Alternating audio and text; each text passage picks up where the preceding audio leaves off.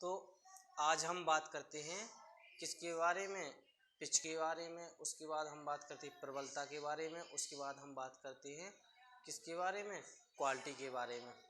तो पिच एक ऐसा कैरेक्टरिस्टिक्स होता है ध्वनि का जिसकी सहायता से हम पतली और मोटी ध्वनि में अंतर स्थापित करते हैं। जिसकी पिच अधिक होती है उसकी आवृत्ति अधिक होती है, और जिसकी कम आवृत्ति होती है उसकी पिच कम होती है। जैसे जो छोटे बच्चे होते हैं उनकी आवाज़ क्या होती है, पतली होती है, जिसकी वजह से उनकी आवृत्ति अधिक होती है और उनकी पिच भी अधिक होती है। और जो युवा लोग होते हैं या आदमी होते हैं उनकी पिच क्या होती है, कम होती है, क्योंकि उनकी आवृत्ति कम होती है, जिसकी वजह से क्या होती है, उनकी आवाज़ मोटी होती है। उसके बाद हम बात करते हैं तीव्रता के बारे में या लाउडनेस के बारे में। तो लाउडनेस आयाम पर डिपेंड करती है। आयाम अधिक होगा तो प्रबलता अधिक होगी, आयाम कम होगा तो प्रबलता कम होगी।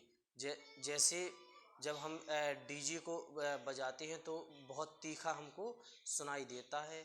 इसी तरह से हम कान में फुसफुसाते हैं तो हमको क्या होता है, बहुत स्लो सुनाई देता है। तो डीजे का जो बजने की जो ध्वनि होती है उसका आयाम क्या होता है, बहुत अधिक होता है, और जब हम कान में फुसफुसाते हैं तो उसका आयाम बहुत कम होता है, इसलिए हमें स्लो सुनाई देता है।